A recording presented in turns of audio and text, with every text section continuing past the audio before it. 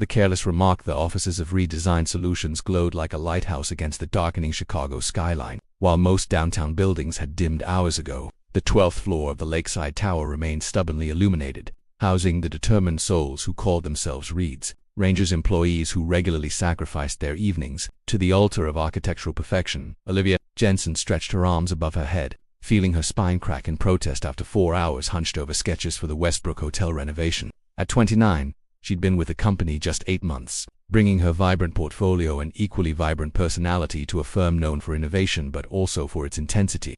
"I swear my back is permanently shaped like a question mark now," she muttered, accepting the coffee that Dominic, her closest work friend, handed her. Dominic Rodriguez, the firm's project coordinator, chuckled. "Better than being shaped like a dollar sign," which is what Harrison probably sees when he looks in the mirror. The small group of designers gathered in the break room snickered. Their boss, Harrison Reed, was legendary for his dedication or obsession, depending on who you asked, with growing his already successful design firm. At 41, he'd built Redesign Solutions from a one-man operation to a team of 30, with projects spanning 3 continents. "Speaking of our fearless leader," Dominic continued, "I passed his office on the way here. We're still working away like it's the middle of the day instead of—" He checked his watch. "Nearly 11 at night." Priya Sharma, one of the senior designers, shook her head. "Remember that time I saw him here at 5 a.m. when I came in early for the Singapore call? I think he'd been here all night." Olivia took a long sip of her coffee, the bitterness matching her tone. "Does the man actually have a life? I mean, I love my job too, but there's a difference between passion and whatever that is." "He's built this place from nothing," Priya offered, always the diplomatic one. "And he's making us all rich in the process," added Trent from the drafting department, raising his coffee mug in a mock toast. "Still," Olivia persisted, feeling emboldened by fatigue and caffeine, "there has to be more to life than blueprints and client meetings. I bet he sleeps with the company financial reports under his pillow." Dominic grinned widely. "Ooh, getting spicy there. Live." Something about the late hour and the camaraderie of shared exhaustion loosened Olivia's usual filter. She stood dramatically, gesturing with her coffee mug toward Harrison's office down the hall. "I'm just saying what we're all thinking. The man is married to his work. Probably whispers sweet nothings to his profit margins and takes his blueprints out for anniversary dinners." The break room erupted in laughter, a release of tension they all needed after the marathon work session. Olivia, encouraged, continued her impromptu comedy routine. "Can't you just picture it? Oh, quarterly report. You're looking particularly robust tonight. Have you been working out?" She mimicked a flirtatious voice that sent Dominic into a fit of giggles. "Careful, Liv," Priya warned, though she was smiling too. "Walls have ears. Please." Olivia waved dismissively. "He's too busy communing with his spreadsheets to notice us mere mortals and our petty need for sleep and social interaction." The words had barely left her mouth when she felt the room's atmosphere shift. The laughter abruptly died. Dominic's eyes widened, looking at something or someone behind her. Olivia turned slowly, her stomach dropping as she met the steely blue eyes of Harrison Reed himself, standing in the doorway of the break room. He wore no tie, his crisp white shirt unbuttoned at the collar, sleeves rolled to the elbows revealing tanned forearms. His dark hair, usually impeccably styled, had a single rebellious strand falling across his forehead, the only visible sign of his long workday.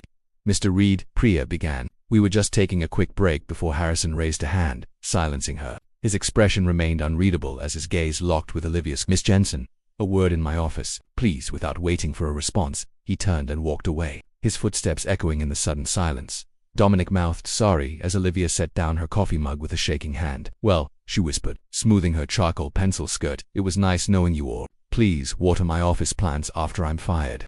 The walk to Harrison's corner office felt like a march to the gallows. Olivia mentally calculated her savings and how long she could survive before finding a new position. Not long enough, she decided grimly. She should have known better than to let her sarcastic nature run unchecked in a professional setting, especially about the man who signed her paychecks.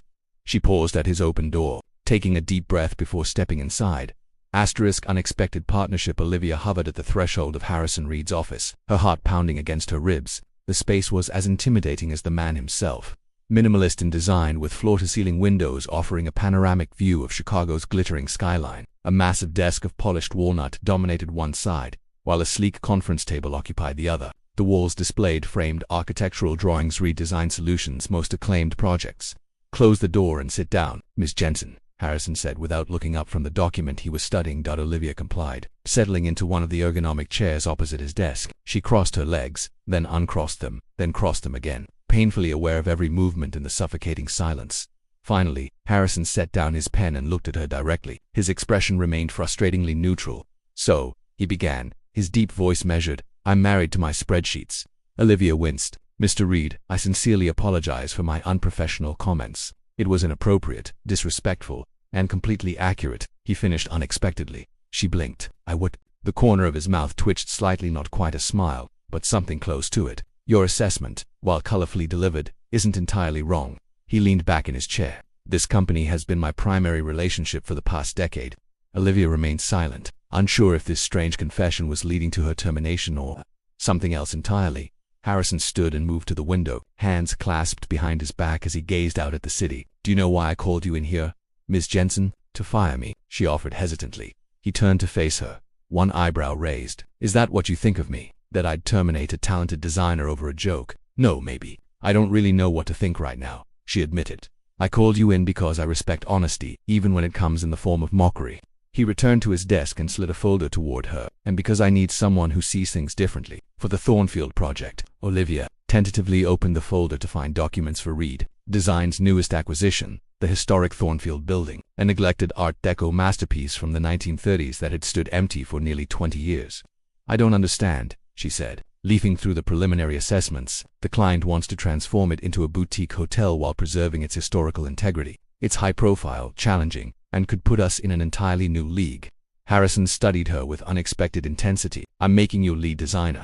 Olivia's jaw dropped. But I've only been here 8 months. Priya or Wesley have seniority and experience with historical renovations. They also have predictable approaches. Harrison interrupted. The Thornfield needs something fresh. Your portfolio shows you understand how to honor tradition while infusing contemporary elements. Your work on the Richardson House proved that that was a small residential project, not a multi-million-dollar commercial venture, she protested.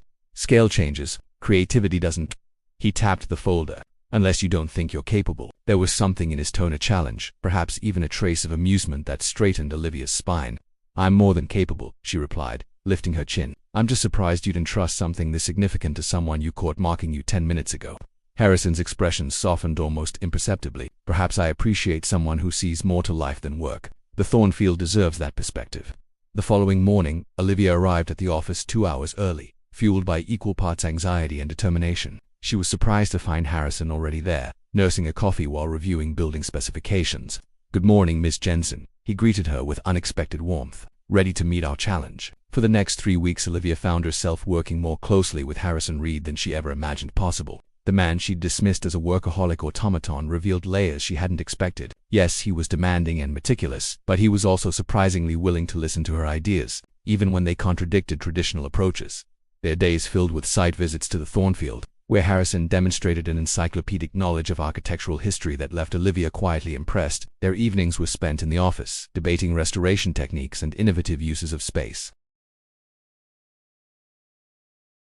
The central atrium needs to be the heart of the experience, Olivia argued one night, sketching rapidly on tracing paper over the building's original blueprints. We should restore the skylight to its original glory, but add these suspended walkways connecting the upper floors, giving guests both historical immersion and a contemporary perspective. Harrison studied her concept, his expression contemplative. It's bold, expensive, possibly brilliant. He pointed to a structural concern, and Olivia immediately adjusted her design to accommodate it. You have good instincts, he admitted, surprising her. You see possibilities others miss. The compliment warmed her unexpectedly. Thank you. So do you, when you're not terrifying everyone with your intensity. Instead of taking offense, Harrison actually chuckled, a sound so rare that several passing employees did double. My intensity built this company. And your intensity might be why you're still working at midnight instead of having dinner with friends or family, she countered, then immediately regretted her boldness. Sorry, not my place. Harrison's expression grew distant. No need to apologize for honesty. He gathered his notes with deliberate precision. We'll continue tomorrow. The client presentation is in 10 days. I suggest you get some rest, Ms. Jensen. But the next morning, something had shifted. Harrison arrived with 2 coffees, handing one to Olivia without comment before launching into a discussion about material selections. It became a daily ritual, coffee delivered silently, followed by intense work sessions where their creative synergy produced designs neither would have conceived alone. The office noticed. Whispers circulated about their long hours together. The unexpected rapport between the intimidating CEO and the outspoken designer. Dominic cornered Olivia in the supply room, his expression concerned. What's happening with you and Reed? He asked bluntly. The entire office is talking. We're working on the Thornfield project, Olivia replied, keeping her voice neutral. Nothing more. Live. He's different with you. Yesterday he smiled twice. Wesley nearly had a heart attack. She rolled her eyes. He's human beneath the perfectionism. We've just found a good working rhythm. But even as she dismissed Dominic's concerns, Olivia couldn't deny something was changing. She caught herself looking forward to their late-night brainstorming sessions, enjoying the intellectual challenge Harrison provided. She noticed small details, how his eyes crinkled slightly when he approved of an idea, the precise way he folded his jacket over his chair, the fact that despite his reputation, he listened to her more attentively than any supervisor she'd ever had. 3 days before the client presentation, they worked until nearly 2 in the morning finalizing renderings. As Olivia gathered her things to leave, exhausted but satisfied with their progress, Harrison suddenly spoke. "You were right. You know," she looked up confused, "about the rooftop garden design. About me." He stood by the window, city lights illuminating his profile. "I don't have dinner with friends. I don't have much of a life outside these walls." He turned to face her, his expression unguarded for perhaps the first time. "But working with you these past weeks has reminded me there might be value in seeing the world differently." Before Olivia could respond, he added, "The car service is waiting downstairs. I'll see you tomorrow, Olivia." It was the first time he'd used her first name. She found herself wondering, as the elevator descended, why such a simple change felt so significant, and why the prospect of tomorrow's work filled her with such unexpected anticipation. Walls coming down, the morning of the Thornfield presentation arrived with a flurry of last-minute preparations. The conference room hummed with nervous energy as the team assembled their materials, checked the digital renderings one final time, and arranged refreshments for the clients. Olivia felt her stomach twist with anxiety as she smoothed down her burgundy blazer and reviewed her speaking notes. "You look like you're about to face a firing squad," came Harrison's voice from behind her. She turned to find him looking impeccably composed in a charcoal suit that emphasized the breadth of his shoulders. Only the slight tightness around his eyes betrayed his own tension. "Just typical pre-presentation nerves," she admitted, "multiplied by the fact that this is my first major lead project, and if I mess it up, the entire firm suffers." Harrison surprised her by placing a steadying hand on her shoulder. "You won't mess up. We've prepared thoroughly, and your vision for this project is exceptional." He removed his hand quickly, as if suddenly aware of the contact. "Besides, I'll be there to step in if needed." The gesture and words calmed her more than she expected. "Thank you," she said simply. The client's a consortium of investors led by the formidable Josephine Blackwell arrived precisely on time. As introductions were made, Olivia noticed Harrison subtly positioning himself beside her, a silent show of support that didn't go unnoticed by the observant Dominic, who raised his eyebrows meaningfully from across the room. The presentation began smoothly. Olivia found her nervousness transforming into passionate enthusiasm as she guided the clients through their vision for transforming the Thornfield building. She explained how they would preserve the magnificent Art Deco details, while reimagining the space for modern luxury and comfort. When she unveiled the digital walkthrough of the restored central atrium with its floating glass walkways, Josephine Blackwell actually gasped. "This is ... The investor began, leaning forward in her chair. "Unexpected, bold. I'm not entirely sure it aligns with the traditional approach we discussed initially." Olivia felt a flutter of panic, but before she could respond, Harrison stepped forward. "Ms. Blackwell," he said, his voice resonating with quiet authority. "When you selected Reed Design Solutions, you chose a firm known for balancing reverence for architectural history with innovative vision. What Ms. Jensen has designed doesn't just preserve the Thornfield, it celebrates it while ensuring its relevance for the next 100 years. He moved to stand beside Olivia, their shoulders nearly touching. "I've overseen every aspect of this design personally, and I can assure you it represents not just the best of what my firm can offer, but a truly unique opportunity to create something extraordinary." Josephine studied them both for a long moment before a slow smile spread across her face. "Well, Mr. Reed, I've never seen you quite so passionate about a project before." She turned to her colleagues. "Let's hear the rest of Ms. Jensen's presentation. I find myself intrigued." By the end of the 2-hour meeting, the clients were not merely satisfied, they were excited. As they filed out with promises of a formal contract within days, Josephine lingered behind. "Ms. Jensen," she said with a knowing glance between Olivia and Harrison, "whatever dynamic you two have developed, it's produced remarkable results. I look forward to seeing what else it might create." The office erupted in celebration once the clients departed. Champagne appeared from somewhere, toasts were made, and Olivia found herself the center of attention and congratulations. Throughout it all, Harrison remained on the periphery, accepting brief acknowledgments from the team before retreating to his office. Later, as the impromptu celebration wound down, Olivia knocked softly on Harrison's door, 2 champagne flutes in hand. "You missed your own victory party," she said, entering at his distracted "come in." He looked up from his computer, a rare smile softening his features. "It was your victory. You earned the spotlight." She set a champagne flute on his desk and raised her own. 2 successful partnerships. Then, something flickered in his eyes as he raised his glass to meet hers. To seeing possibilities others miss. They drank in companionable silence, the evening light casting long shadows across the office. You should be proud, Harrison said finally. You transformed a conventional renovation into something visionary. We did, Olivia corrected him. I couldn't have done it without your guidance. Perhaps he acknowledged, but it was your perspective that made the difference. He paused, seeming to debate something internally before adding, would you join me for dinner? To properly celebrate, there's a place not far from here, the Sycamore. Excellent food, quiet enough for conversation. The invitation hung between them, weighted with unspoken implications. This wasn't a working dinner, this was something else entirely. I'd like that, Olivia said simply. The Sycamore was everything Harrison had promised, elegant without being pretentious, with secluded booths that offered privacy and intimate lighting that softened the angles of Harrison's face. They ordered wine, then appetizers, and conversation flowed with surprising ease. They discussed architecture, design philosophies, books they'd read, places they'd traveled, discovering unexpected commonalities and intriguing differences. It was only when they were midway through their entrees that Olivia gathered the courage to ask the question that had lingered since their partnership began. Why did you really choose me for the Thornfield project? The truth, Harrison, he considered her question, swirling the wine in his glass before answering. Because you were right. About what? About me, about being married to my job. His expression grew distant. I needed someone who could see beyond the blueprints and profit margins. Someone who understood that buildings aren't just structures, they're spaces where people live their lives. That doesn't explain why you'd trust a relative newcomer with your most prestigious project. Harrison set down his glass, his eyes meeting hers directly. Because I recognized something in you that I'd lost in myself. Passion beyond profession. The ability to see beauty and possibility, not just practicality.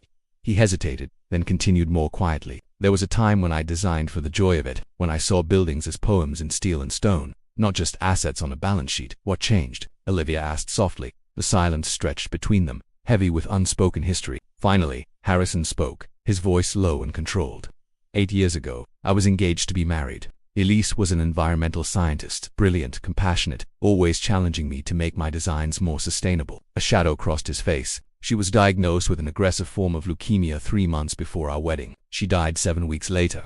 Olivia reached across the table instinctively, covering his hand with hers. Harrison, I'm so sorry. He didn't pull away. The company was still growing then. I had projects I couldn't abandon, clients counting on me, employees who needed their paychecks, so I buried myself in work. It was easier than facing an empty apartment, easier than reimagining a future without her. And it became a habit, Olivia said softly, understanding dawning. More than a habit, an identity. He turned his hand beneath hers, their fingers intertwining in a gesture that felt both casual and profound. Until recently, I'd forgotten there might be more to life than the next deadline, the next project, the next achievement. Until recently, she echoed, her heart beating faster. Harrison's eyes held hers, until a certain designer had the audacity to mock my relationship with spreadsheets, and in doing so, reminded me of who I used to be.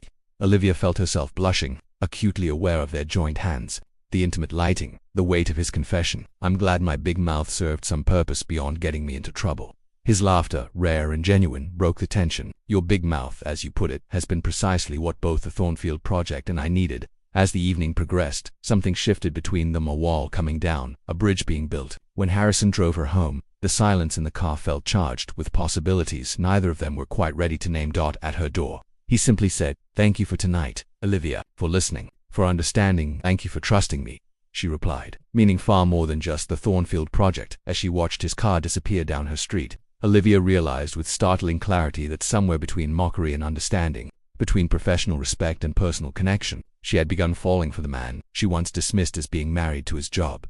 The realization was as exhilarating as it was terrifying.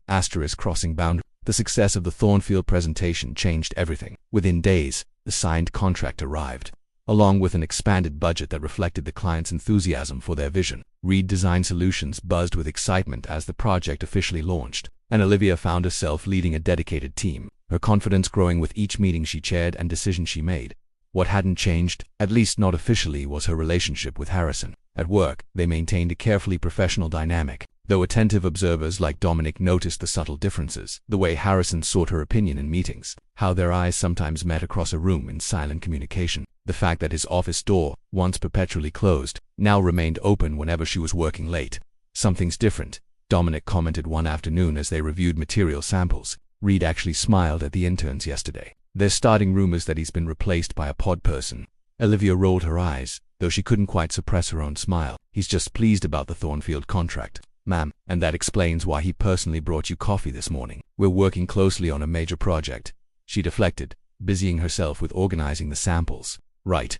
Which is why you were seen leaving the Sycamore together last week, one of the most romantic restaurants in the city. Olivia's head snapped up. Are you having me followed? My cousin's girlfriend is a server there, Dominic admitted. Chicago's smaller than you think. His expression grew serious. Be careful, Live. Office romances are complicated enough without adding a power differential. There's no romance, she insisted, even as her mind replayed the warmth of Harrison's hand holding hers, the vulnerability in his eyes as he shared his past. We've simply developed a ... friendship, if you say so. Dominic clearly didn't believe her. Just watch yourself. The warning lingered in Olivia's mind that evening as she worked late, finalizing presentations for the Preservation Board hearing. Harrison appeared in her doorway, jacket discarded, sleeves rolled up, looking more accessible than the intimidating CEO she'd first known. You're still here, he observed. Dinner. It had become something of a pattern over the past 2 weeks, impromptu meals when they found themselves working late. Conversations that stretched beyond architecture into books, films, philosophies. Each encounter revealed more layers to the man behind the executive facade. I should really finish this, she hesitated. Dominic's warning echoing in her thoughts. Harrison studied her expression. Everything okay? Yes, no, Olivia sighed, setting down her pen. Harrison, what are we doing? He entered her office fully, closing the door behind him. Having dinner, I hoped. That's not what I mean. She met his gaze directly. This, whatever it is between us, people are noticing. Talking, does that bother you? He asked quietly. It complicates things. She gestured to the office around them. I've worked hard to be taken seriously as a designer. I don't want people thinking I'm getting special treatment because we single quotes read ... because we're what? He moved closer, his eyes intent on hers. Olivia felt her heart accelerate. I don't know, that's the problem. Harrison was silent for a long moment. I respect your concerns, he finally said. The last thing I want is to undermine your professional standing. The formal response stung more than she expected. So we go back to being just boss and employee. Is that what you want? There was something vulnerable in his question. Before she could answer, her phone rang. The contractor for the Thornfield, reporting an unexpected issue with the foundation that required immediate attention. The moment broken, they shifted back into professional roles. The personal conversation suspended but not forgotten. The following weeks brought a whirlwind of activity as the Thornfield project entered full construction phase. Olivia found herself stretched between site visits, vendor meetings, and design adjustments. Harrison maintained a respectful distance, their interactions friendly but carefully professional, leaving her unsure if she was relieved or disappointed. Then came the storm, literal and figurative. A severe weather system swept through Chicago, bringing heavy rains that revealed serious water damage in the Thornfield's eastern wing, previously hidden behind renovated walls. The discovery threatened their timeline and budget, requiring immediate redesign of several key areas. Olivia received the news during a weekend site inspection. Standing amidst contractors and engineers in the rain-soaked building, she made quick decisions to mitigate the damage, then called Harrison. I need to see you, she said when he answered. The Thornfield has complications. My place is closest to the site, he replied without hesitation. I'll text you the address.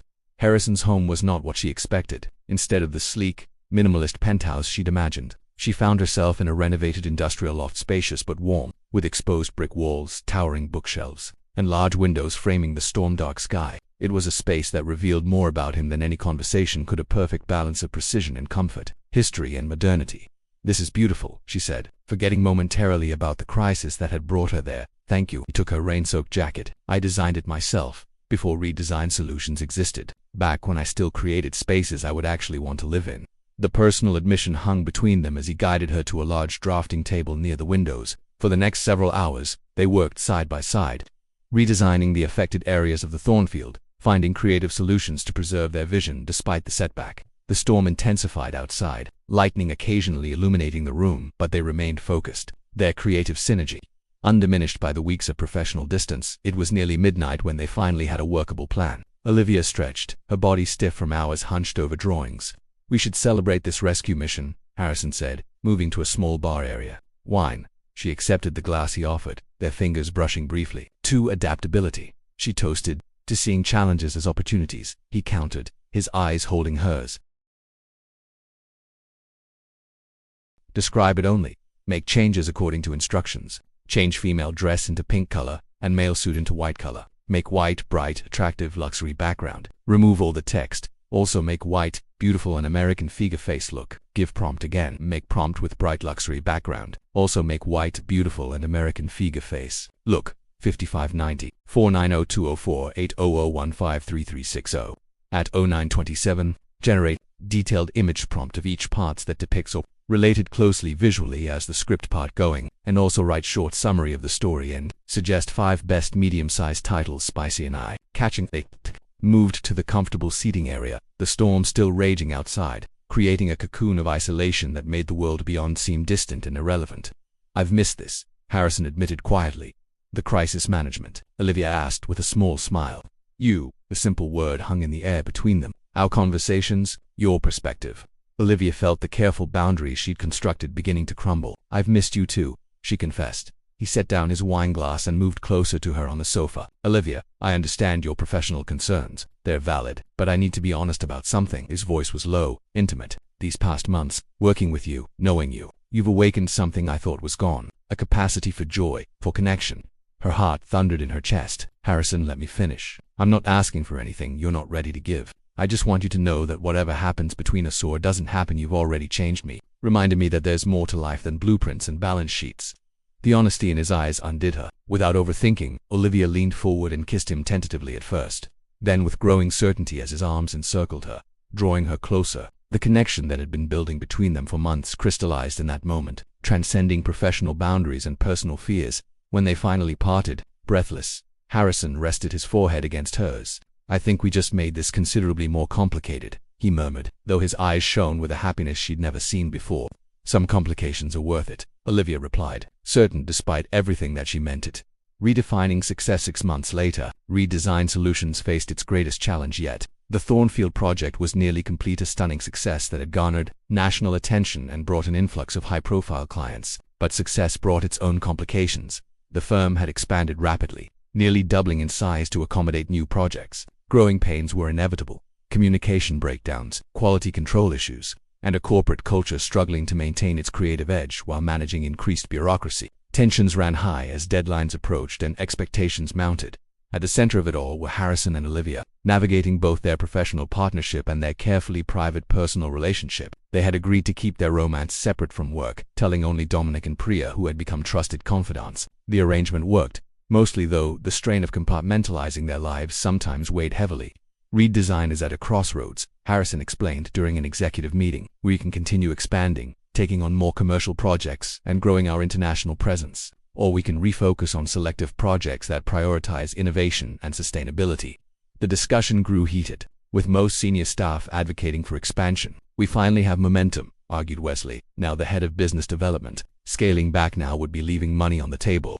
Olivia, recently promoted to creative director, disagreed. Growth for growth's sake isn't necessarily success. What made this firm special was our commitment to transformative design, not just profit margins. She felt Harrison watching her, his expression unreadable. They hadn't discussed the firm's direction privately, both conscious of maintaining appropriate boundaries despite their relationship. The uncertainty of where he stood made her arguments feel precarious, like stepping onto ice of unknown thickness. The meeting ended without resolution, a decision deferred to the following week. As the room cleared, Harrison asked Olivia to stay behind. You don't support the expansion, he said once they were alone, his tone neutral. I support sustainable growth, she clarified, but not at the expense of what makes Reed Design Solutions special. She hesitated, then added more softly, not at the expense of what we've both rediscovered here. Harrison's expression softened. 8 months ago, I would have pursued expansion without question. More projects, more profit, more prestige. He moved to the window, gazing out at the city skyline, success measured in spreadsheets. And now, Olivia asked. He turned to face her. Now I find myself reconsidering what success actually means. His eyes held hers, thanks in no small part to a certain designer who once mocked my relationship with my job. Before she could respond, his phone rang, an emergency at the Thornfield site requiring immediate attention. The moment of vulnerability vanished as they shifted back into professional roles. The conversation unfinished. The crisis at the Thornfield turned out to be significant, a contractor error that threatened the grand opening scheduled for the following month. For 2 weeks, Olivia and Harrison worked frantically with the construction team to resolve the issues. Their personal conversations necessarily shelved as they focused on saving the project that had brought them together. The night before the rescheduled opening gala, they found themselves alone in the magnificent central atrium. Olivia's visionary design now realized in soaring space, restored Art Deco details, and floating glass walkways that caught the last light of sunset. It's even more beautiful than I imagined, Olivia said, her voice echoing slightly in the vast space. Harrison stood beside her, their shoulders nearly touching. It reminds me why I became an architect in the first place. Not to build empires, but to create spaces that inspire. Speaking of empires, Olivia began cautiously. Have you decided about the expansion? He was quiet for a moment. I've been thinking about what you said, about what makes this firm special. He turned to face her fully. I'm not announcing this until next week, but I've decided to establish Redesign Foundation, a division focused exclusively on restoration projects and community spaces, self-funded with profits reinvested in the projects themselves. Olivia's eyes widened. That's not what I expected. I want you to lead it, he continued, with complete creative control and resources to pursue projects that might not be commercially viable but have cultural or community significance. Harrison, that's incredible, but ... She hesitated. Won't people think it's favoritism? Because of us, he smiled. I anticipated that concern, which is why I'm also announcing my own transition. I'm stepping back from day-to-day operations to chair the foundation's board. With Wesley taking over as CEO of the main firm, you're giving up Redesign Solutions. Olivia was stunned. Not giving up, evolving, refocusing on what matters. He took her hand. For years, I measured success by the size of my company, the scope of my influence. I was so focused on building a legacy that I forgot to build a life. And now, she asked softly, now I understand that true success isn't measured in square footage or profit margins. His eyes held hers with an intensity that made her breath catch. It's measured in moments of connection, in creating spaces and lives with meaning and purpose. He reached into his pocket and withdrew a small box, which brings me to a question I never thought I'd ask again. Olivia's heart seemed to stop as he opened the box to reveal a vintage Art Deco ring, its elegant design echoing the Thornfield's restored beauty. Olivia Jensen, Harrison said, his voice steady despite the vulnerability in his eyes. You mockingly accused me of being married to my job. You challenged my definitions of success. You helped me find my way back to the things that truly matter. He took a deep breath. Would you consider a different kind of partnership, one that has nothing to do with blueprints or business plans? Tears blurred Olivia's vision as she looked from the ring to the man holding it, the man who had transformed from an intimidating boss to her greatest ally, confidant, and love. Yes, she whispered, then laughed through her tears. Though I hope you realize the irony of proposing in a building we designed together. Harrison smiled as he slipped the ring onto her finger. I thought it fitting. This place represents our beginning where mockery turned to respect, and respect is something far more profound. He drew her close. The last light of day streamed through the restored skylight, illuminating the space they had created together, a perfect metaphor for the future they would now build. Not as boss and employee, but as equals in love and life. For the record, Olivia murmured against his lips, this is much better than being married to spreadsheets. His laughter echoed in the magnificent space, the sound of a man who had rediscovered joy, connection, and the true meaning of success.